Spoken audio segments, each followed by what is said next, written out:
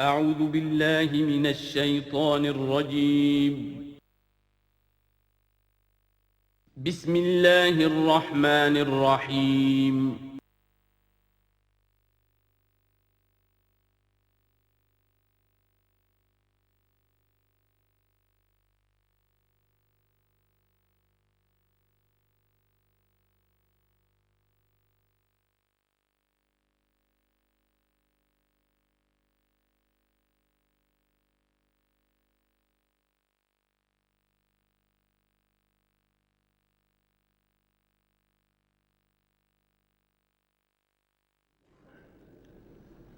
اما بعد فاعوذ باللہ من الشیطان الرجیم بسم اللہ الرحمن الرحیم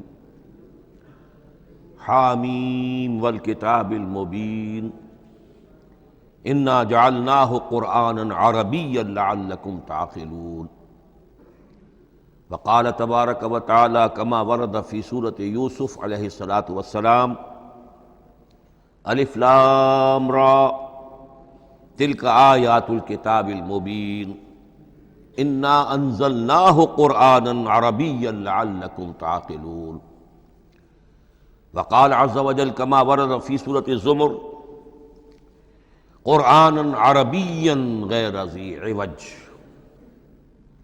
وقال جل وعلا کما ورد فی اول سورۃ الکہف الحمد للہ الذی انزل علی عبدہ الکتاب ولم یجعل لہ عوجا صدق اللہ العظیم رب اشرح لی صدری ویسر لی امری واحلل عقدۃ من لسانی یفقہوا قولی۔ تعارف قرآن کے ضمن میں جو مباحث پہلی نشست میں مکمل ہو چکے ہیں اس میں ایک کمی رہ گئی تھی، اس کو پورا کر لیجئے۔ قرآن مجید کی 2 آیات کے بارے میں یہ روایت موجود ہے صحیح مسلم میں حضرت عبداللہ ابن مسعود رضی اللہ تعالی عنہ سے کہ سورہ بقرہ کی آخری 2 آیات حضور کو شب معراج میں عطا ہوئی ہیں، وہ زمین پر نازل نہیں ہوئیں بلکہ حضور نے آسمان پر پہنچ کر ان کو حاصل کیا ہے۔ یہ امت کے لیے شب معراج کے تحفے کے طور پر یہ 2 آیتیں آمن الرسول بما انزل الیہ من ربہ والمؤمنون کل آمن باللہ وملائکتہ وکتبہ ورسلہ لا نفرق بین احد من رسلہ وقالوا سمعنا واطعنا غفرانک ربنا والیک المصیر۔ پھر آخری آیت جس میں طویل ترین دعا ہے۔ یہ 2 آیات جو ہیں مستثنیٰ کر لیجئے تو باقی جو ہے قرآن مجید وہ پھر پورا حجاز میں زمین پر نازل ہوا ہے محمد رسول اللہ صلی اللہ علیہ وسلم کے قلب مبارک پر۔ اب جو اگلی بحث ہے اس تعارف قرآن کے ضمن میں، قرآن کی زبان کون سی ہے؟ یہ سب جانتے ہیں عربی زبان ہے، لیکن کون سی عربی؟ عربی کوئی ایک نہیں ہے۔ جیسا کہ آپ کو معلوم ہے کہ ایک زبان ہوتی ہے پھر اس کے ڈائلیکٹس ہوتے ہیں۔ پنجابی زبان کے نہ معلوم کتنے ڈائلیکٹس ہیں، بنگلہ زبان کے نہ معلوم کتنے ڈائلیکٹس ہیں، پشتو کے کتنے ڈائلیکٹس ہیں۔ عربی زبان کے اس وقت پورے عالم عرب کے اعتبار سے تو دیکھیے تو ہر ملک کا جو ہے اپنا لہجہ ہے اور ان کے اپنے انداز ہے۔ تو خود نزول قرآن کے وقت بھی پورے جزیرہ نمائے عرب میں کوئی ایک زبان نہیں تھی، زبان ایک تھی لیکن اس کے لہجے مختلف تھے، الفاظ مختلف تھے۔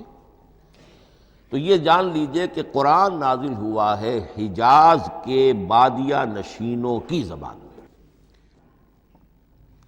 وہ اصل عربی زبان حجازی قوم سمجھتی تھی، شہری زبان نہیں، دیہاتی زبان۔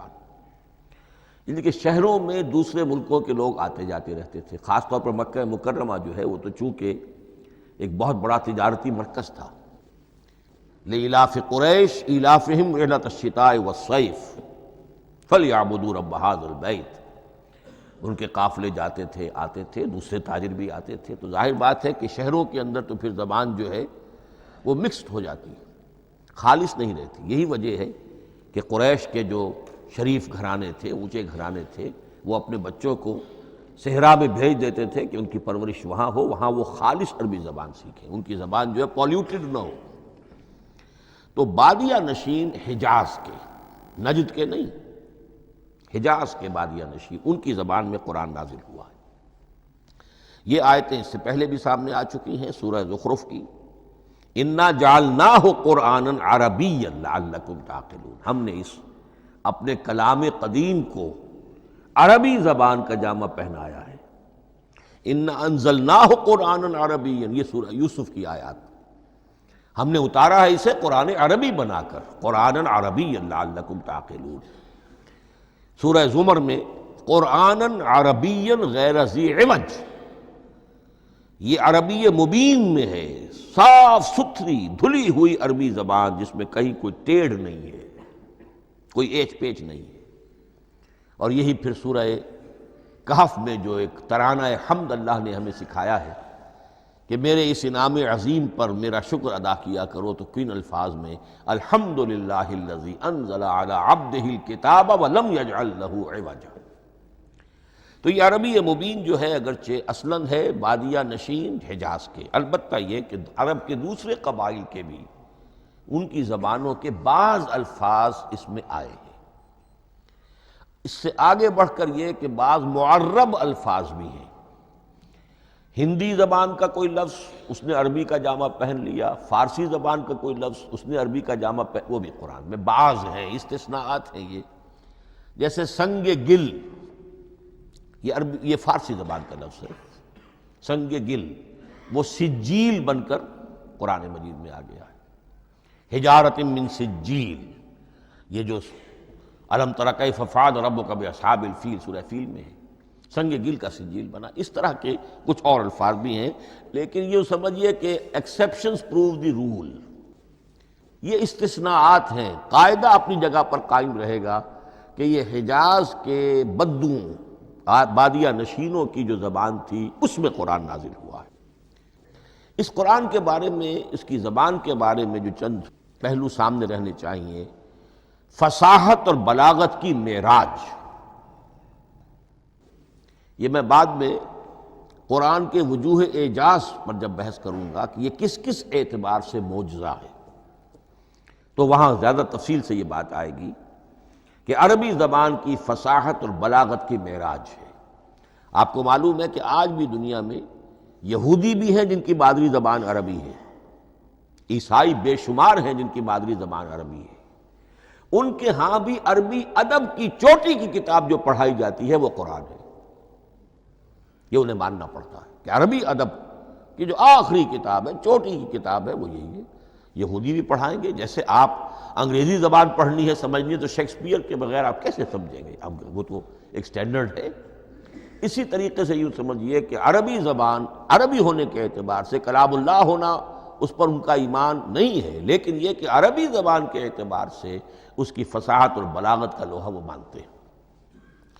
پھر اس میں ایک خاص ملکوتی غنا ہے، ڈیوائن میوزک، صوتی آہنگ ہے، عذوبت ہے، مٹھاس ہے۔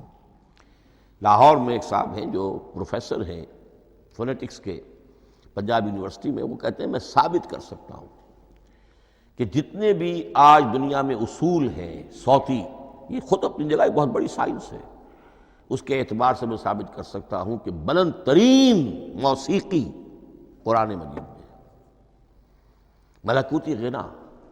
اسی لیے قرآن مجید کو اچھی سے اچھی آواز میں پڑھنے کی تاکید آئی ہے۔ زینوا القرآن باصواتکم، قرآن کو اپنی آوازوں سے مزین کرو۔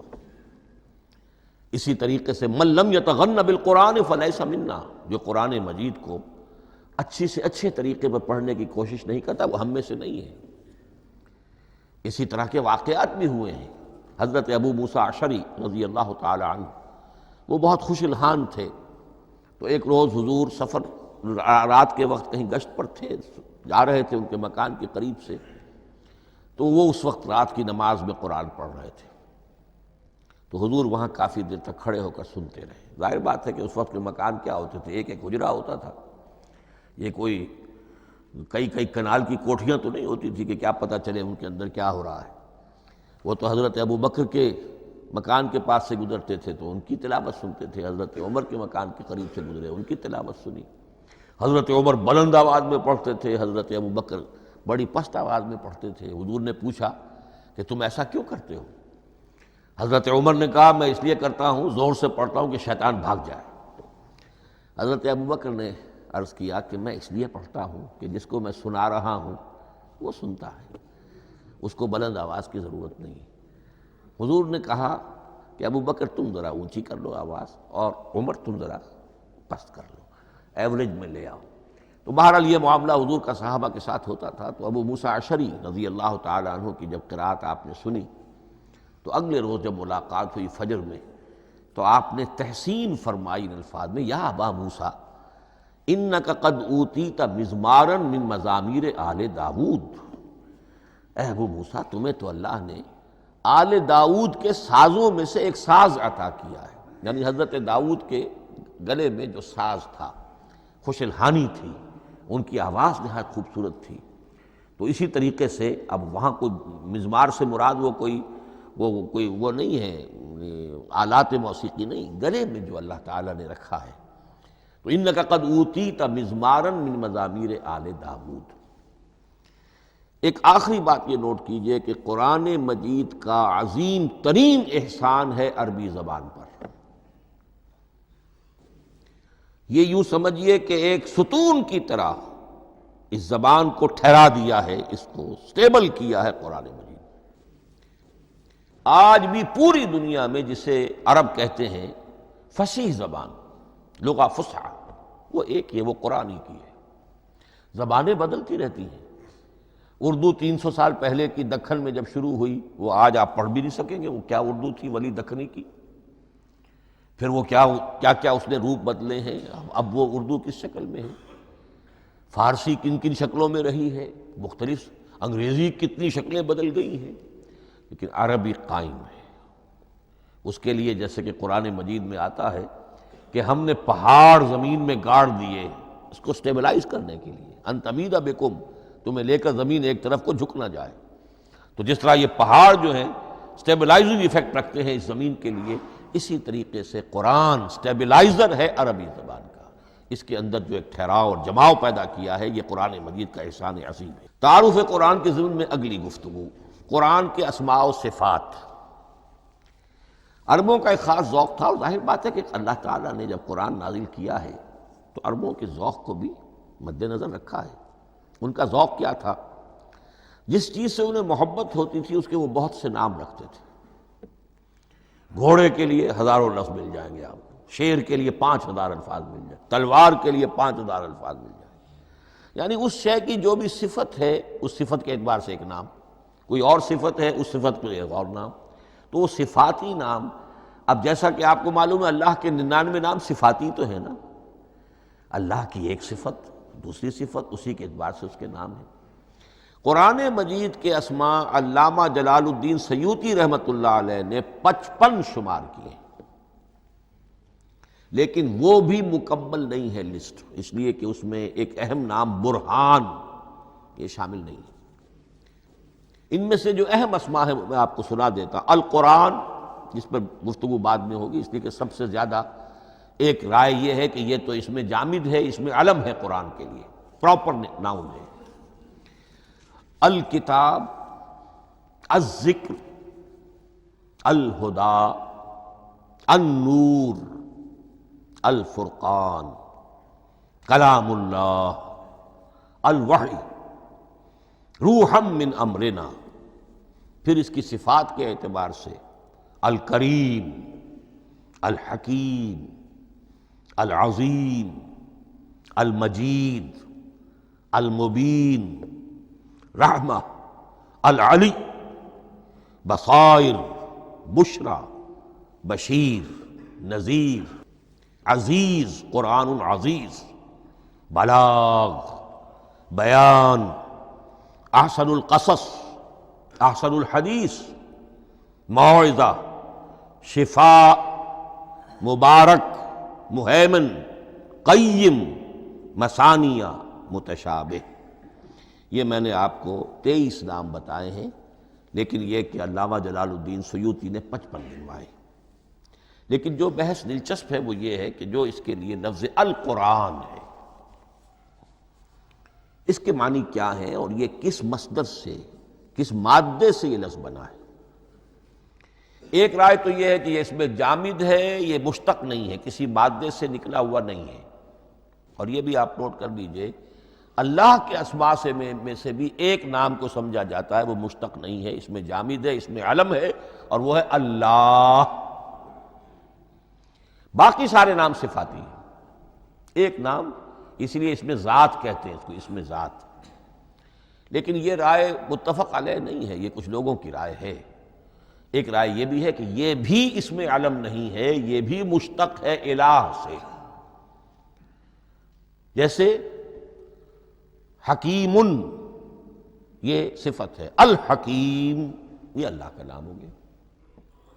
الہ ایک معبود، الالہ معبود برحق، الالہ وہ اللہ بن گیا، ایک رائے یہ۔ لیکن یہی اسی طریقے سے نوٹ کیجئے کہ قرآن مجید کے بارے میں بھی ایک رائے یہ ہے کہ القرآن اس میں علم ہے، پراپر ناؤن ہے، یہ جامد ہے، یہ مشتق نہیں ہے، کسی اور مادے سے نکلا نہیں۔ لیکن جو اکثریت کی رائے ہے، جس پر تقریباً اجماع ہے، وہ یہ ہے کہ نہیں، یہ اس میں جامد نہیں، اس میں مشتق ہے۔ لیکن پھر دو رائے ہیں کہ مادہ کیا ہے۔ ایک قرن، قاف را نون، اور ایک قرا، قاف را حمزہ، یہ دو مختلف مادوں کے بارے میں رائے ہے کہ قرآن ان سے نکلا ہے۔ قرن کہتے ہیں کسی چیز کا قریب ہو جانا، جڑ جانا، مل جانا۔ یہ حج کی جو تین شکلیں ہیں، حج تمتع ہے، حج قران ہے، اور حج افراد ہے۔ قران کیا ہے؟ ایک ہی احرام میں عمرہ بھی اور حج بھی دونوں کو جمع کر لیا جائے تو یہ حج قران ہے۔ اسی سے قران الصعدین کا لفظ استعمال ہوتا ہے۔ قرینہ اور قرائن جو ہے اسی سے الفاظ۔ امام فرا کی رائے یہ ہے کہ قرن سے یہ قرآن بنا ہے، اس لیے کہ اس میں بھی اللہ تعالیٰ کی آیات جمع ہو گئی۔ اسی طرح قرأ، قاف را اور حمزہ، اس قرات کا مصدر بھی بن جاتا ہے، جیسے رجحان، را جیم ہے، رجح سے رجحان۔ غفران، غفرانک ربنا، پروردگار ہم تیری مغفرت کے خواستگار ہیں۔ اسی طرح قرآن قرأ سے بنا ہے۔ مفعول جو ہے وہ مصدر کے معنی میں آ جاتا ہے، یعنی پڑھی جانے والی شے۔ اور ایک قرأ آتا ہے عربی زبان میں، قرأت الماء فی الحوض، میں نے پانی جمع کر لیا حوض کے اندر۔ بارش ہوئی، میں نے کچھ پانی حوض میں جمع کر لیا، قرأت الماء فی الحوض۔ اسی سے قریہ کا لفظ بنا، قریہ بستی کو کہتے ہیں جہاں لوگ جمع ہو کر رہتے ہیں، قریہ۔ تو اس معنی میں یہ قرآن جو ہے یہ جمع ہے اللہ تعالیٰ کی اسماء صفات اور اللہ کی ذات جو ہے اور اس کی آیات کا جامع ہے۔ یہ ہے لفظ قرآن کی بحث۔ اگلی بحث اور بڑی اہم ہے اور دلچسپ ہے، قرآن کا اسلوب کلام کس کیٹیگری میں فال کرتا ہے؟ قرآن کیا ہے؟ ایک شے کی تو سختی سے نفی کی اللہ نے، یہ شعر نہیں ہے۔ وما علمناہ الشعر وما ينبغی لہ، سورہ یاسین۔ ہم نے شعر تو انہیں سکھایا ہی نہیں، محمد الرسول اللہ کو صلی اللہ علیہ وسلم، اور وہ شعر ان کے شایان شان بھی نہیں ہے۔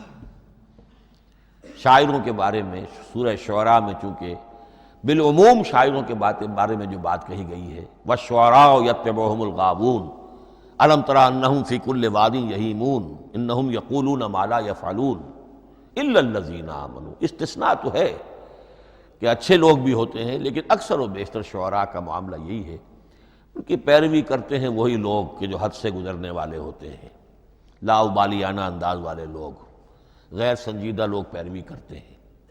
خود وہ بھی زمین و آسمان کے قلابے ملاتے ہیں، کبھی ادھر کی بات کبھی ادھر کی بات۔ اور تیسری بات یہ کہ عام طور پر جو کہتے ہیں وہ کرتے نہیں ہیں، انہم یقولون ما لا یفعلون۔ تو یہ شعر کی تو نفی کی گئی ہے قرآن مجید، جیسا کہ میں نے آپ کو سنایا تھا سورہ حاقہ کی آیات، انہ لقول رسول کریم وما ہوا بقول شاعر، یہ شاعر کا کلام نہیں۔ البتہ ایک بات نوٹ کیجئے، جسے آزاد شاعری، آزاد نظم کہا جاتا ہے، وہ میرا گمان یہ ہے، میں نے چونکہ ان چیزوں کا کوئی تحقیقی مطالعہ نہیں کیا ہے، کہ شاید وہ ہے ہی قرآن سے ماخوذ آزاد شاعری۔ اس میں وزن نہیں ہوتا، ردم ہوتا ہے۔ آزاد شاعری کے اندر ایک ردم ہوتا ہے، وزن نہیں ہے، ایک مصرع اتنا سا، ایک بڑا لمبا چوڑا، لیکن ردم رہے گا۔ یہ جو آزاد شاعری، بلینک ورس جس کو آپ کہتے ہیں، میرا گمان یہ ہے کہ شاید دنیا میں اس کا رواج قرآن کے بعد ہی ہوا ہو، اور قرآن مجید ہی کی نقالی میں یہ صنف جو ہے ادب کی وہ ایجاد کی گئی ہو۔ واللہ عالم، میں یہ بات دعوے سے نہیں کہہ سکتا، گمان ہے میرا۔ البتہ یہ کہ اب اس سے آگے چلیے، شعر نہیں ہے، نثر ہے، لیکن نثر کے اعتبار سے بھی کون سی کیٹیگری میں آئے گی؟ کیا یہ کتاب عام معنی میں جسے ہم کتاب کہتے ہیں وہ کتاب ہے؟ ایک تو وہ بات تھی نا جو اقبال کے حوالے سے میں نے آپ سے کہی، کتابیں نیست چیزیں دیگر است، اس وقت وہ بات نہیں میں کہہ رہا۔ عام کتابوں سے اس کا فرق کیا ہے؟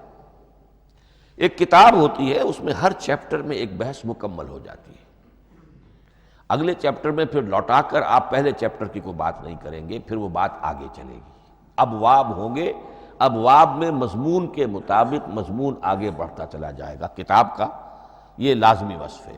قرآن مجید عثمانی میں کتاب نہیں ہے، اس میں قصہ آدم و ابلیس 7 جگہ آ رہا ہے، بار بار آ رہا ہے، سورہ بقرہ میں، سورہ اعراف میں، سورہ ہجر میں، سورہ بنی اسرائیل میں، سورہ کہف میں، پھر سورہ طٰہٰ میں، چلتے جائیے، سورہ صاد میں حضرت موسیٰ علیہ السلام کا قصہ کتنی مرتبہ آ رہا ہے۔ تو قرآن مجید اس کتاب کی کیٹیگری، اس کی ڈیفینیشن پر پورا نہیں اترتا۔ دنیا میں جو کتاب کا معیار ہے، عام اس کا جو اسلوب ہے، اس کی جو ڈیفینیشن ہے، ایک شکل ہوتی ہے مجموعہ مقالات، وہ بھی نہیں ہے، اس میں ہر مقالہ اپنی جگہ پر ایک مکمل شے ہوتی ہے، لیکن یہ کہ وہ دوسرے مقالات سے تو مختلف ہوگی، یہ مجموعہ مقالات بھی نہیں۔ اس کا اسلوب جو ہے وہ خطبے کا ہے، اوریشن، اور یہ کہا جا سکتا ہے it's a collection of divine orations.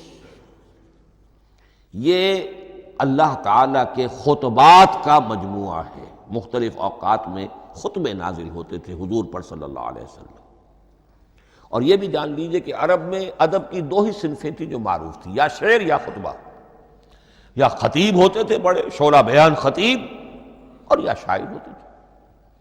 تو یہ جب شعر کے اسلوب پر نہیں تھا تو خطابت کا اسلوب ہے جو اللہ نے اختیار فرمایا، اور ہر موقع پر، ہر مرحلے پر جو خطبہ اس وقت کے حالات کی مناسبت سے نازل ہوا وہ ایک صورت ہے۔ تو یہ ہے کلیکشن آف ڈیوائن اوریشنز، یہ اللہ تعالیٰ کے مجموعہ خطبات الہیہ اسے کہا جا سکتا ہے، لیکن اس سے جو چند نتیجے نکلتے ہیں وہ نوٹ کرنے ضروری ہیں۔ خطبے میں مخاطب اور مخاطب کے مابین ایک ریپور ضروری ہے۔ اگر کوئی مصنف بیٹا کتاب لکھ رہا ہے، اس کے سامنے کوئی سامع نہیں ہوتے، وہ تو اپنی مگن میں جو بھی خیال ہے اپنے دل میں وہ لکھ رہا ہے۔ خطبے میں سامع سامنے ہوتے، اگر ان کے درمیان رپورٹ نہ رہے، ہم آہنگی نہ رہے، تو پھر وہ خطبہ غیر مؤثر ہو جائے گا، لوگ جو ہیں ان کو اونگ آنے لگے گی، وہ متوجہ ہی نہیں رہیں گے۔ تو ایک رپورٹ مخاطب اور مخاطب ان کے درمیان۔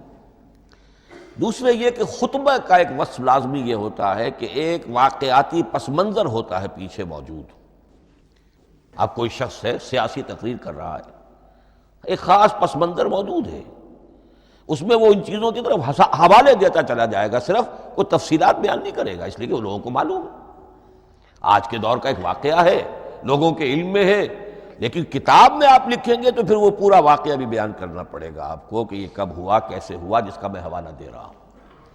لیکن خطبے کے اندر پس منظر جو ہے وہ موجود ہے، اور اس کے حوالے سے صرف جو اشارات اس کی طرف ہو جائیں گے۔ نمبر 3 یہ ہے کہ خطبے میں تحویل خطاب بہت ہوتا ہے۔ تحویل خطاب سے کیا مراد ہے؟ ابھی خطیب آپ سے بات کر رہا ہے، آپ سے مخاطب ہے، اور کسی وقت وہ فلاں کو جو یہاں موجود بھی نہیں ہے وہ نواز شریف صاحب کو خطاب کرنا شروع کر دے گا. بھائی نواز شریف تو یہاں نہیں ہے، لیکن خطاب انداز وہ تو تقریر مقرر ہے، سیاسی تقریر کر رہا ہے، نواز شریف کو چیلنج کر رہا ہے. نواز شریف یہ کر دو گے تو ہم یہ کر دیں گے، اور نواز شریف یہ تم غلط کر رہے ہو، یا بے نظیر تمہارا یہ معاملہ. ہاں بے نظیر تو وہاں موجود نہیں. صدر ایوب صاحب کو جو بھی گالیاں دی جاتی تھیں تقریروں کے اندر، وہ خود تو وہاں موجود نہیں ہوتے تھے. تو اس میں تحویل خطاب نوٹ کرنا پڑتا. ابھی کس سے بات ہو رہی تھی، ابھی کس سے بات ہو رہی تھی. قرآن مجید میں آپ دیکھیں گے ایک آیت میں حضور سے خطاب ہے، اگلی آیت میں کفار سے خطاب ہے، اس سے اگلی آیت میں اہل ایمان سے خطاب ہے. تو تحویل خطاب جو ہوتا ہے اس کے حوالے سے نوٹ کرنا پڑتا ہے کہ اس وقت اس آیت کا جو رخ ہے کدھر ہے، اس میں کس کو خطاب کیا جا رہا ہے. چوتھی بات یہ ہے کہ خطبے میں صرف عقل سے اپیل نہیں کی جاتی، جذبات سے بھی اپیل ہوتی ہے. اسی لیے خطابی انداز کہلاتا ہے. خطابی انداز میں لوگوں کے جذبات سے بھی اپیل کی جاتی ہے. جبکہ آپ ایک مقالہ لکھ رہے ہوں گے اس میں جذبات کی بات نہیں آئے گی. ٹھنڈی ٹھنڈی عقلی باتیں، منطقی باتیں، دلیل صغرا کبرا جوڑیے، نتیجہ نکالیے، وہ لوگوں کے سامنے رکھیے، تصنیف ہے. لیکن خطبے کے اندر صرف عقل نہیں، جذبات سے بھی اپیل ہوتی ہے. اب یہ سارے اوصاف میں جو بیان کر رہا ہوں یہ سب قرآن مجید میں بتمام و کمال بدرجہ اتم موجود ہیں. اور آخری بات یہ کہ خطبے میں، اور یہ کہ یہ چیز مشترک ہے غزل میں بھی اور قصیدے میں بھی اور خطبے میں بھی، اس کا اول و آخر بہت جامع اور مؤثر ہونا چاہیے. اسی لیے مطلع مقطع یہ خاص طور پر ہوتے ہیں نا. مقطع میں آپ پڑھی ہے سکون گسترانہ بات، جس غزل کا مطلع جاندار ہے اس کو آدمی پڑھے گا، اور اگر وہ مطلع پھسپھسا ہے وہ باقی نظم پڑھے گا ہی نہیں، چاہے آگے اس کے اندر بڑا عمدہ شعر بھی ہو وہ نہیں پڑھے گا. مطلع ہی جو ہے بے جان ہے، پھسپھسا ہے. پھر مقطع آخری جو شعر ہو، تو قصیدے میں بھی یہ ہے اور خطبے میں بھی یہ ہے. یہی وجہ ہے کہ قرآن مجید کی صورتوں میں اکثر و بیشتر شروع کی آیات اور آخری آیات انتہائی اہم ہوتی ہیں، بہت جامع ہوتی ہیں، جن کو کہا جاتا ہے کہ یہ سور جو ہیں ان کی ابتدائی آیات، خواتین اور پہلی آیات. اب سورہ بقرہ کی آیات شروع کی، پھر آخری جو ابھی میں نے آپ کو سنائی، یہی آل عمران کا معاملہ ہے، کس شان کے ساتھ وہ اٹھ رہی ہے. یہی سورہ حج کا ہر جگہ پر آپ دیکھیں گے ابتدائی جو ہے خطیب اگر ایسی بات، ایسا انداز اختیار کرے کہ اپنے سامعین کی توجہ کو اپنی طرف مبذول کرا دے، اگر شروع کا انداز ایسا نہیں ہے تو وہ بات آگے بڑھے گی نہیں.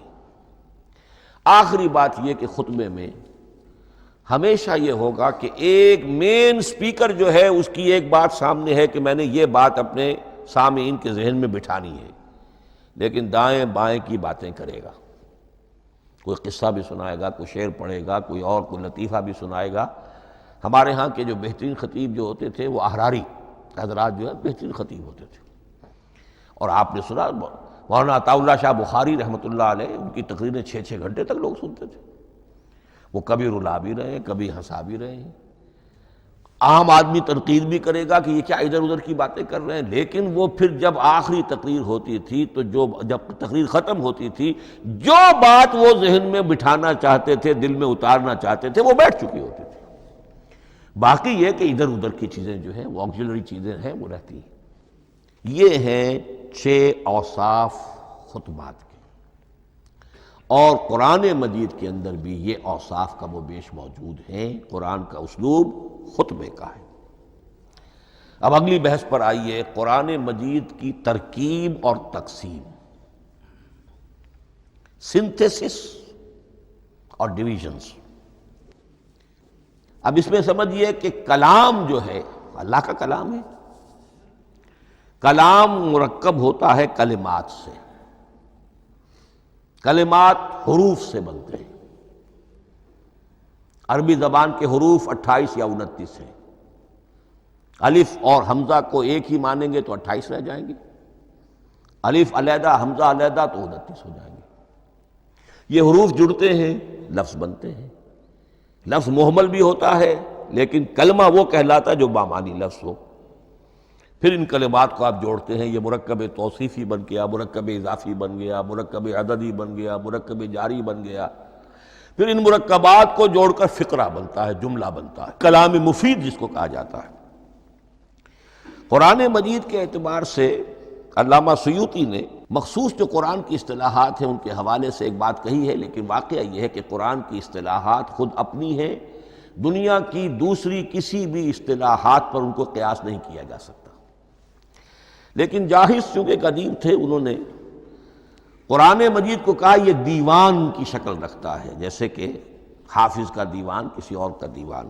سورتیں جو ہیں وہ قصیدوں کی شکل میں ہیں، بیت شعر آیت ہے، قوافی جو ہوتے ہیں شعروں میں قافیہ، وہ یہاں فواصل ہیں، آیت کے آخری حروف ایک دوسرے سے مشابہ ہوتے ہیں کہ جن سے پھر وہ صوتی آہنگ پیدا ہوتا ہے۔ الرحمن علم القرآن خلق الانسان علمہ البیان۔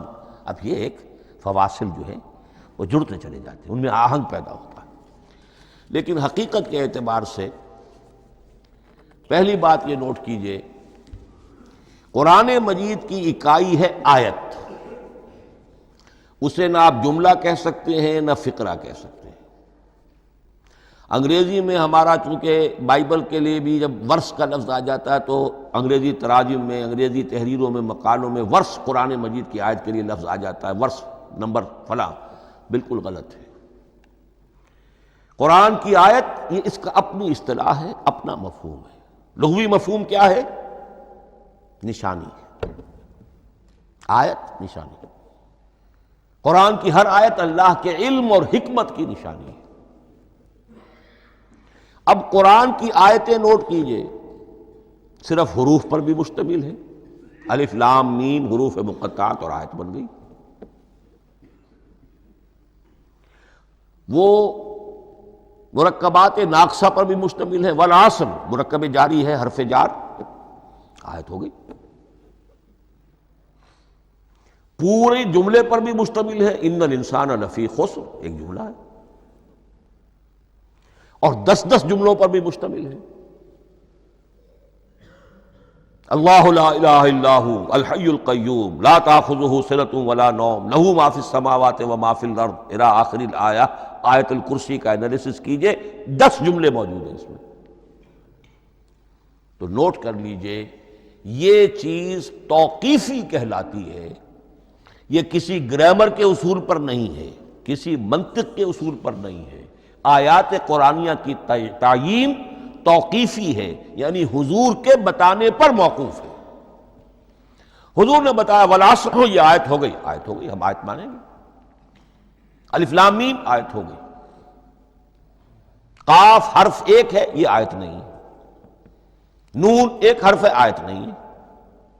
قاف والقرآن المجید ایک آیت بنی، نون والقلم وما یسطرون ایک آیت بنی۔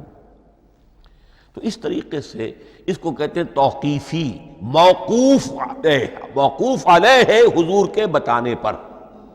اب اس میں روایات کا اختلاف ہو سکتا ہے کہ حضور سے کوئی روایت یہ ہو کہ یہ ایک آیت بنی یا 2 آیتیں بنی۔ مثلا بڑی اہم مثال آپ کو دے رہا ہوں، سورہ مزمل کی جو دوسرا رکوع ہے، پورا دوسرا رکوع، وہ 1 آیت شمار ہوتا ہے، اور میرا بڑا گمان رہا بہت عرصے تک کہ یہ 1 آیت نہیں ہو سکتی، یہ مختلف اوقات میں نازل ہوئی ہیں، 2 اوقات میں نازل ہوئی ہے، اور یہ مجھے قول مل گیا علامہ سیوطی کے ہاں، حضرت عبداللہ ابن عباس رضی اللہ تعالی عنہما کا قول کہ یہ 2 آیتیں ہیں، 1 نہیں۔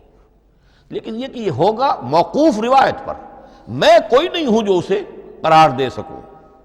ہاں مجھے اگر کوئی روایت مل جاتی ہے، کوئی خبر یا اثر، خبر محمد الرسول اللہ کی یا اثر آپ کے کسی صحابی کا صلی اللہ علیہ وسلم و رضی اللہ تعالی عنہ، تو پھر یہ ہے کہ ہم مانیں گے۔ تو اس کو کہتے ہیں توقیفی۔ آیات اور سور کا معاملہ توقیفی ہے بالکلیہ، کسی منطق، کسی گرامر، کسی اصول بیان، کسی پر مبنی نہیں ہے، یہ مبنی ہے حضور کے بتانے پر۔ اسی طرح سورت کسے کہتے ہیں؟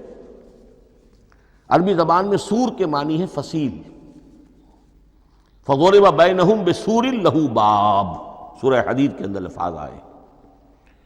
اب اس کا کیا تصور دیا گیا کہ ہر آیت جو ہے وہ اللہ کے علم اور حکمت کی نشانی ہے۔ 10 آیتیں، 20 آیتیں، 100 آیتیں، 285 آیتیں، 286 آیتیں جوڑ کر ایک فصیل باندھ دی گئی۔ یہ شہر حکمت خداوندی ہے۔ ایک نظم ہوتا ہے، جیسے آپ شہر کا ٹاؤن پلاننگ آج کا تو بہت بڑا فن ہے، بڑی اسپیشلائزیشن ہے، شہر کو پلان کرنا، اس کے اندر کیا کچھ ہونا چاہیے، کس طرح سے ہونا چاہیے۔ تو یہ سورت جو ہے یہ ایک یونٹ ہے قرآن مجید کی، اور اس کا جو لفظی معنی ہے فصیل، گویا کہ اس نے گھیرے میں لیا ہوا ہے ایک شہر معنی کو، علم و حکمت کے ایک شہر کے گرد یہ فصیل جو ہے پوری ہوئی ہے۔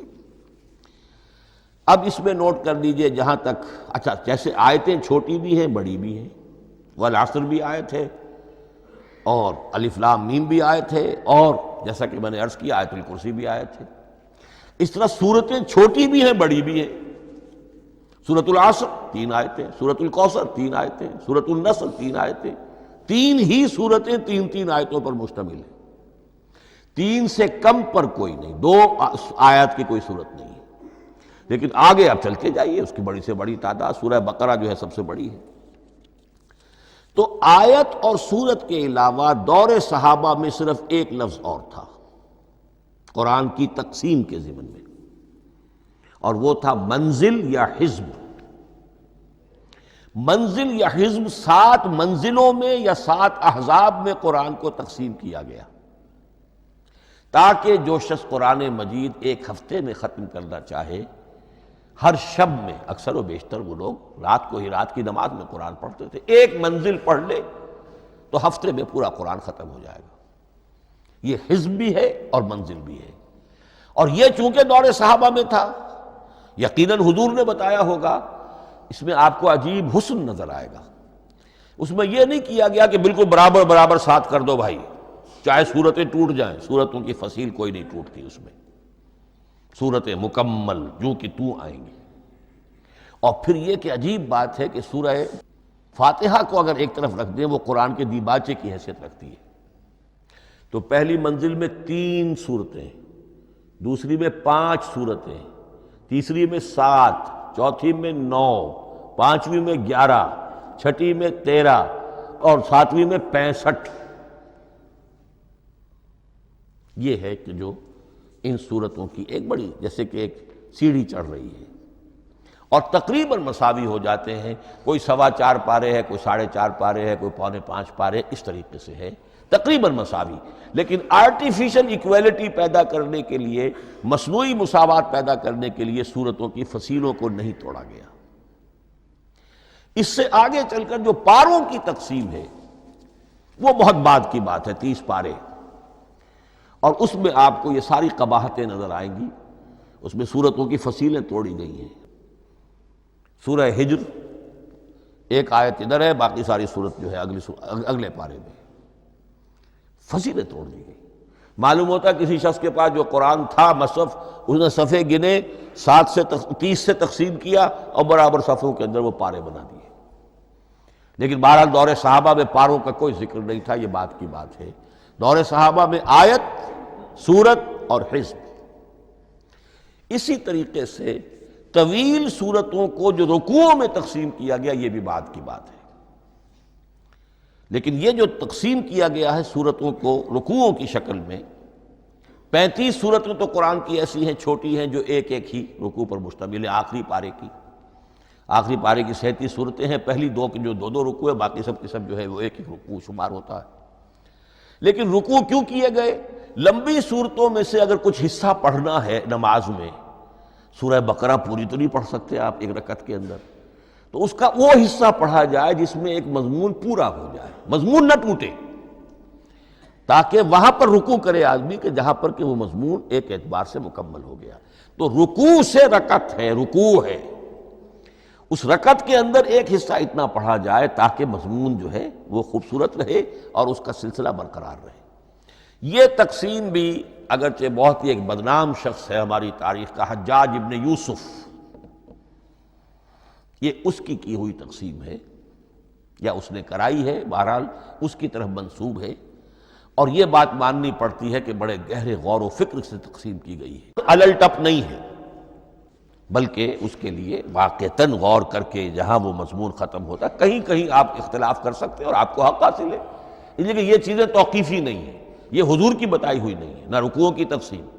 اب سعودی عرب میں جو قرآن مجید چھپ رہے ہیں ان میں حزب ہو گئے ہیں، یعنی ہر پارے کو پارے برقرار رکھ کر 8 حزب بنا دیے انہوں نے، 4 حزب بنا دیے اور پھر نصف حزب کر کے 8 حصے کر دیے۔ تو یہ چیزیں جو ہمارے ہاں رکوع تو پاروں سے ادھر ادھر ہو جاتے ہیں، پارا بدل گیا رکوع وہی چل رہا ہے، اس لیے کہ رکوع میں مضمون کو پیش نظر رکھا گیا ہے، جبکہ پارے میں مضمون کو نہیں سامنے رکھا گیا۔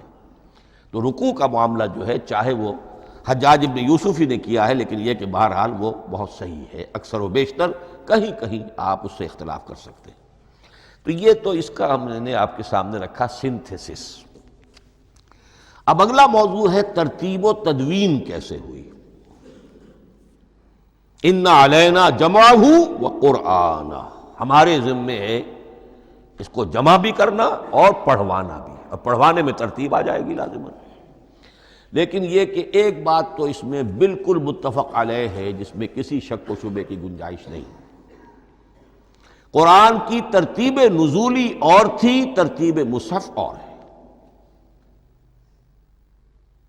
ترتیب مصحف میں سورہ فاتحہ کے بعد سورہ بقرہ ہے، سورہ بقرہ نازل ہوئی ہے مدنی دور میں جا کر،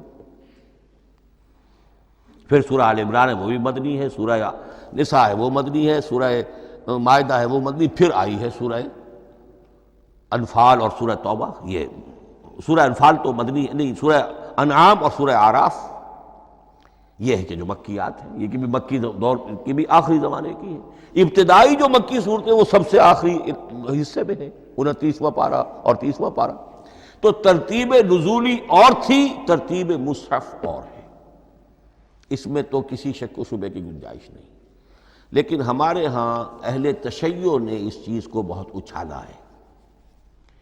ان میں سے بعض گروہ ایسے ہیں جن کا کہنا یہ ہے کہ اصل قرآن جو ہے وہ ترتیب نزولی کے مطابق تھا، یہ ترتیب تو عثمان نے کر دی رضی اللہ تعالی عنہ۔ حضرت علی کے پاس اصل قرآن جو ترتیب نزولی کے مطابق تھا موجود تھا، اور اب بھی ان کے خیال میں جو ان کے امام غائب جو ہیں چھپے ہوئے ہیں غار میں، تو ان کے پاس وہ نسخہ اصل حضرت علی والا موجود ہے، اور جب وہ ظاہر ہوں گے تو اصل قرآن لے کر آئیں گے۔ یہ سارے شیعوں کا قول نہیں ہے، لیکن یہ کہ ان میں بہت سے لوگ ہیں کہ جو ان باتوں کو مانتے ہیں۔ جہاں تک اس بات کا تعلق ہے کہ حضرت علی نے ترتیب نزولی پر کوئی مصحف جمع کیا ہو، اس میں کوئی اشکال نہیں ہے، اس لیے کہ علمی طور پر یہ ایک بڑی عمدہ ایکسرسائز بنتی ہے۔ ایک زمانے میں میں بہت کوشش کرتا رہا ترتیب نزولی سے، اس لیے کہ ترتیب نزولی سے سیرت نبوی اخذ ہوتی ہے، پہلے کیا نازل ہوا، پھر کیا نازل ہوا، پھر کیا نازل ہوا۔ در حقیقت اگر آپ ترتیب نزولی سے قرآن مرتب کر دیں تو وہ سیرت النبی بن جائے گی۔ تو اس کو سمجھنے کے لیے ایک زمانے میں نے بڑی محنت کی ہے، لیکن ایک تو یہ کہ وہ یقین سے وہ باتیں ملتی نہیں ہیں، بعض روایات ہیں، لیکن یہ کہ پھر بھی آپ یقین سے نہیں کہہ سکتے۔ اکثر و بیشتر قرآن مجید میں لکھا بھی ہوتا ہے، ترتیب کے موٹی موٹی چیزیں معلوم ہیں نزولی ترتیب کی، لیکن یہ ہے کہ یقین کسی بات پر نہیں۔ تو پہلی بات یہ ہے کہ ہمارے نزدیک، اہل سنت کے نزدیک، اصل جو حجت ہے دین میں وہ ترتیب مصحف ہے۔ یہی ترتیب جو اس وقت مصحف عثمان کی ہے رضی اللہ تعالی عنہ، یہی ترتیب ہے لوح محفوظ کی، یہی ترتیب ہے ام الکتاب میں، یہی ترتیب ہے کتاب مکنون میں۔ اب اس کے سمجھیے کہ اس کی تدوین کن مراحل میں ہوئی۔ سب سے پہلے اس کے جو مراحل ہیں 3، خود نبی اکرم صلی اللہ علیہ وسلم کے زمانہ مبارک میں جمع اور ترتیب یہ ہو گئی، لیکن کتابی شکل میں نہیں، ما بین الدفتین نہیں۔ حضور نے لوگوں کو پڑھ کر سنایا، اس ترتیب سے سنایا جس ترتیب سے یہ مصحف میں اب موجود ہے، اور ہر رمضان میں حضرت جبرائیل دورہ کرتے تھے حضور کے ساتھ، جتنا کہ قرآن اس وقت تک نازل ہو چکا ہوتا تھا، اور آخری رمضان مبارک آپ کی حیات طیبہ کا جو تھا اس میں 2 مرتبہ پورے قرآن کا دورہ ہوا۔ تو دورہ قرآن بغیر ترتیب کے تو نہیں ہو سکتا۔ تو یہ ترتیب حضور کی ہوئی ہے، توقیفی ہے، اور حضور ہی نہیں اللہ کی ہوئی ہے۔ یہی ترتیب لوح محفوظ میں، کتاب مکنون میں اور ام الکتاب میں ہے، اور یہ ترتیب حضور دے کر گئے ہیں صحابہ کرام کو۔ حفاظ تھے، کتنے حفاظ جو ہیں جنگ یمامہ میں شہید ہو گئے، تبھی تو خیال آیا کہ اس کو کتابی شکل میں بھی مرتب کیا جائے۔ لیکن کتابی شکل میں جسے کہتے ہیں دو گتوں کے درمیان ایک کتاب مجلد، اس صورت میں جہاں تک میں تحقیق کر سکا ہوں اور جہاں تک ہمارے اکثر و بیشتر لوگوں کی رائے ہے، حضور کے زمانے میں یہ اس طریقے سے مابین الدفتین، دو گتوں کے مابین ایک کتاب کی شکل میں قرآن موجود نہیں تھا۔ لوگوں کے سینوں میں محفوظ تھا، جیسے محمد الرسول اللہ کے سینے میں محفوظ تھا۔ ان علینا جمعہ، وہ جمع حضور کے سینے میں کیا اللہ نے۔ اسی طرح پھر صحابہ کرام بے شمار جو حفاظ تھے ان کے سینوں میں محفوظ تھا۔ دوسرا مرحلہ کب آیا؟ جب حضرت ابوبکر صدیق کے عہد خلافت میں جنگ یمامہ میں بہت سے حفاظ شہید ہو گئے۔ اب ایک تشویش پیدا ہوئی، ایسا نہ ہو کہ قرآن ضائع ہو جائے، لہذا اسے کتابی شکل میں مرتب کر لینا چاہیے۔ اس کے لیے پھر بہت سے صحابہ نے حضرت ابوبکر کو اپروچ کیا کہ جتنے قراء ہیں، جتنے کاتبین وحی ہیں، ان سب کو آپ جمع کیجئے اور جمع کر کے اس قرآن مجید کو ایک کتاب کی شکل میں جمع کر لیں۔ حضرت ابوبکر شروع میں بہت ریلیکٹنٹ رہے، ان کا ایک خاص مزاج تھا، اتباع رسول کا جذبہ انتہا درجے کا۔ جو کام حضور نے نہیں کیا میں کیسے کروں؟ اگر تو یہ کام واقعی کرنے کا تھا تو حضور کرتے، میں کیسے کروں؟ لیکن یہ کہ جب صورتحال بہت لوگوں کی طرف سے دباؤ پڑا کہ نہیں یہ کر لینا چاہیے، ان کے سامنے بھی حکمت آ گئی، تو پھر انہوں نے اتفاق کرتے ہوئے جتنے بھی کاتبین وحی تھے ان سب کی ایک کمیٹی بنائی اور ان کو کہا کہ اب اس قرآن کو مرتب کر کے ایک کتابی شکل دے دی جائے۔ وہ کتابی شکل حضرت ابوبکر کے دور میں ہو گئی۔ تیسرا مرحلہ کیا ہے؟ یہ کتابی شکل میں جب قرآن مجید آ گیا، اور شروع میں یہ اجازت تھی کہ ہر قبیلے، ہر علاقے کے لوگ اپنے لہجے میں پڑھ لیں۔ اب پنجابی ہمارا مسلمان جو ہے وہ چاقو کو کاچو کہے گا، تو وہ لکھے ہوئے کو بھی چاقو کو کاچو پڑھ کے نکلے جائے گا۔ تو مختلف لہجوں میں ہونے سے وہ ان کا جو ہے قرآن مجید بدل رہا تھا، کوئی کسی طرح پڑھ رہا ہے، کوئی کس طرح پڑھ رہا ہے۔ اب اس کی تشویش ہوئی حضرت عثمان کے زمانے میں، جب دور بہت پھیل گیا، اسلام کا دائرہ، دارالاسلام کی وسعت بہت ہو گئی، کہ اس طرح اگر یہ لوگ پڑھیں گے اور اپنے اپنے لہجے کی وجہ سے اب اس لہجے میں شکل بدل بھی جاتی ہے لفظ کی۔ کاچو کو کاف الف چے واو لکھنا شروع کر دیں گے پھر کہ کاچو سنا ہم نے، تو چاقو تو سنا ہی نہیں۔ تو ایک لفظ جو ہے چاقو لکھ رہا ہے اور ایک کاچو لکھ رہا ہے، تو چاقو اور کاچو میں فرق ہو گیا۔ لہذا اس وقت پھر جو کام کیا گیا وہ یہ کہ ایک ہی رسم تحریر، رسم کتابت، رسم الخط میں قرآن مجید کے نسخے تیار کیے گئے۔ اصل میں ایک بہت بڑا مغالطہ ہو جاتا ہے ہمارے جمعوں کے خطبوں میں، حضرت عثمان رضی اللہ تعالیٰ عنہ کے نام نامی کے ساتھ وہ قوافی جو ہیں ان کی مناسبت سے جامع آیات القرآن عثمان ابن عفان رضی اللہ تعالیٰ عنہ، غالب علی کل غالب علی ابن ابی طالب رضی اللہ تعالیٰ۔ اب یہ جو جوڑتے ہیں قافیے، تو حضرت عثمان کے نام کے ساتھ یہ قافیہ جوڑ دیا، اس سے لوگوں کو مغالطہ بھی ہوا اور دشمنوں نے ایکسپلائٹ کیا کہ اس کا مطلب یہ ہے کہ قرآن تو جمع ہوا ہے حضرت عثمان کے زمانے میں، اور حضرت عثمان کے زمانے میں اور حضور کے زمانے میں کم و بیش 15 سال کا فصل تو ہو چکا، گویا کہ قرآن مرتب ہی ہوا ہے حضور کے انتقال کے 15 برس بعد۔ پھر حضرت عثمان کی شخصیت کو خاص طور پر جو سبائی فتنہ اٹھا تھا، اس نے ایک ڈسپیوٹڈ پرسنالٹی بنا کے رکھ دیا ہے، نہیں معاذ اللہ، کوئی شک نہیں، لیکن یہ کہ ایک فتنہ اٹھا، فتنۃ الکبریٰ، اور حضرت عثمان رضی اللہ تعالیٰ عنہ کو انہوں نے بدنام کیا، لہذا اس کے نام سے اور بٹا لگ گیا، یہ مصحف عثمان ہے۔ یہ ہے اصل میں وہ حماقتیں کہ جو ہوئی ہیں ہم سے، یہ قافیے ملانے کی وجہ سے، حالانکہ حضرت عثمان کی شان جو ہے وہ در حقیقت جامع آیات القرآن نہیں ہے، جامع الامت علی رسم واحد، پوری امت کو ایک رسم الخط پر جمع کرنے والی شخصیت حضرت عثمان کی ہے۔ مثلا اب دیکھیے مالک یوم الدین کس طرح لکھیں گے؟ میم لام اور کاف، میم الف اور لام اور کاف لکھیں گے آپ، یہ غلط ہو جائے گا۔ میم پر کھڑا زبر ہوگا اور اس کو مالک پڑھیں گے، میم پر اگر کھڑا زبر نہیں ہے پڑا زبر ہے تو ملک پڑھیں گے، اور قراتوں میں یہ دونوں موجود ہے، ملک یوم الدین بھی ہے اور مالک یوم الدین بھی ہے۔ اگر آپ نے میم الف لکھ دیا ایک قرات نکل گئی، اب وہ اس میں آ ہی نہیں سکتی، وہ تو مالک ہی پڑھا جائے گا۔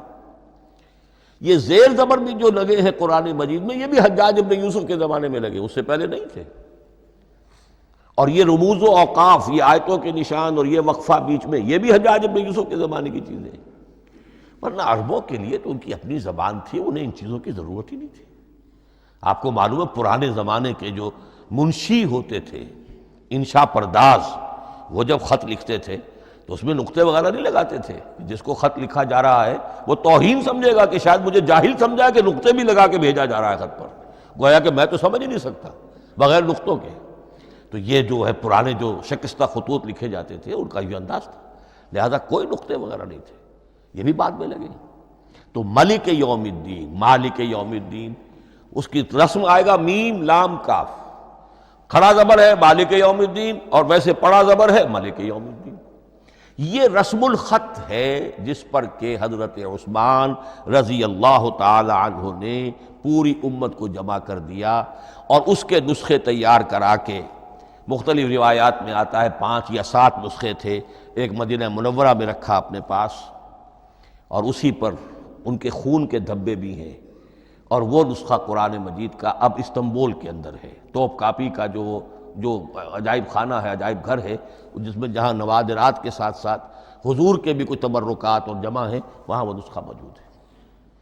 اس میں انگلی جو کٹی تھی حضرت نائلہ جو ان کی اہلیہ تھیں، جب وار کیا گیا ہے حضرت عثمان پر، قرآن پڑھ رہے تھے، انہوں نے روکا اپنے ہاتھ سے تو ان کی انگلی کٹی اور اس کے خون کے قطرے جو ہیں وہ مصحف پر آئے۔ تو یہ وہ قرآن، پھر انہوں نے ایک مکہ مکرمہ میں، ایک دمشق میں، ایک کوفے میں، ایک یمن، ایک بحرین، ایک بصرہ، مختلف جگہوں پر وہ آفیشل ورشن قرآن کا صرف رسم الخط اسکرپٹ کے اعتبار سے۔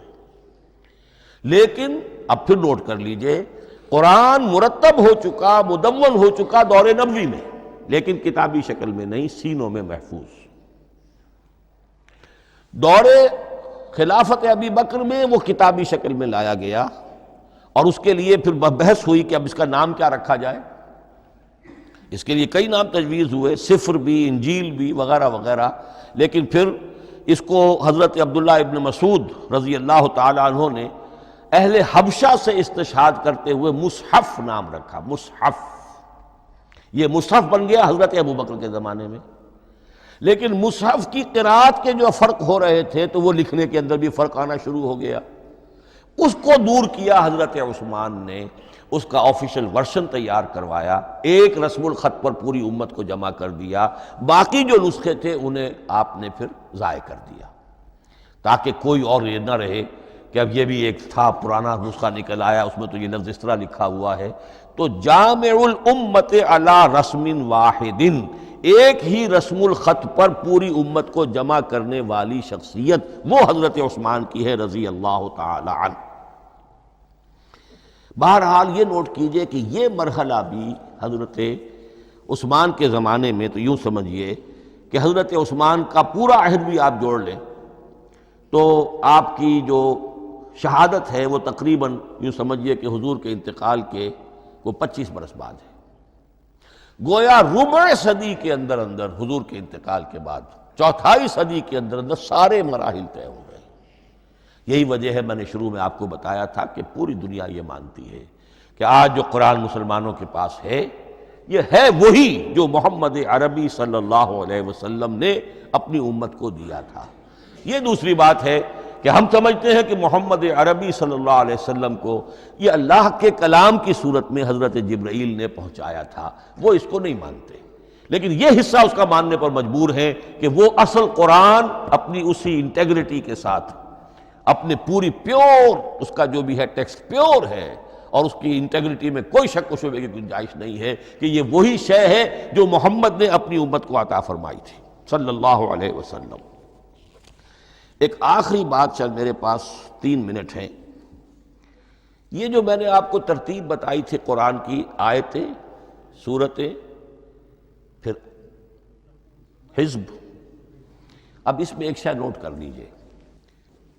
آیت اللہ تعالیٰ کے علم و حکمت کا ایک نمونہ ہے۔ آیتوں کو جوڑ کر جب سورت بنائی تو آیتوں کے اندر جو ربط ہے، اس ربط آیات سے ایک اور معنی، ایک اور حکمت کا دروازہ کھلتا ہے۔ جیسے موتی ہے، ہر موتی بڑا خوبصورت ہے، لیکن جس ترتیب سے آپ نے پرویا، اس کو دھاگے میں ہار بنایا، اس ترتیب سے اس کا حسن دوبالا ہو جائے گا۔ ہر موتی کا اپنی جگہ پر ایک حسن ہے، لیکن اس ترتیب کی وجہ سے اس کے حسن کا ایک اور پہلو ظاہر ہوگا۔ اسی طرح قرآن مجید کی صورتوں میں ربط آیات بہت اہم ہے۔ ایک مرکزی مضمون ہوتا ہے ہر صورت کا، مرکزی مضمون، عمود، اور اس کے گرد وہ ساری آیتیں اس طریقے سے گھوم رہی ہوتی ہیں، جڑی ہوئی ہوتی ہیں، جیسے کہ ایک دھاگے کے اندر پروئے ہوئے موتی ہوتے ہیں کہ جس کی جو ہار کی شکل اختیار کرتے ہیں۔ دوسری بات یہ، اکثر و بیشتر صورتیں قرآن مجید میں جوڑوں کی شکل میں ہیں۔ ایک مضمون کا ایک پہلو اس جوڑے کے ایک فرد میں، اور دوسرا پہلو اسی کا دوسرے فرد میں۔ جیسے معوذتین، 2 صورتیں ہیں، مضمون ایک یہ تعوذ، معوذتین۔ الزہراوین، سورہ بقرہ، سورہ آل عمران کو کہا گیا الزہراوین، حضور نے فرمایا 2 نہایت تابناک صورتیں، بڑی روشن صورتیں۔ جیسے آپ دیکھیں گے یا ایھا المدثر یا ایھا المزمل قم اللیل الا قلیلا یا ایھا المدثر قم فانذر، ایک ہی طرح کا اٹھان ہے، حضور سے خطاب ہو رہا ہے۔ سورۃ الضحیٰ، سورۃ الانشراح، یہ تمام جوڑوں کی شکل میں۔ اسی طرح سورہ طلاق، سورہ تحریم، یا ایھا النبی اذا طلقتم النساء فطلقوہن لعدتہن یا ایھا النبی لم تحرم ما احل اللہ لک تبتغی مرضات ازواجک۔ شوہر اور بیوی کے درمیان تعلق یا تو اتنا گہرا ہو جاتا ہے کہ ایک دوسرے کے لحاظ میں وہ حدود خداوندی ٹوٹنے لگے، بیوی کی وجہ سے آپ نے کسی حرام شے کو حلال کر لیا یا حلال کو حرام کر لیا، بیوی کو ناپسند ہے وہ شے، تو حضور سے ذرا سا یہ ہو گیا تھا معاملہ۔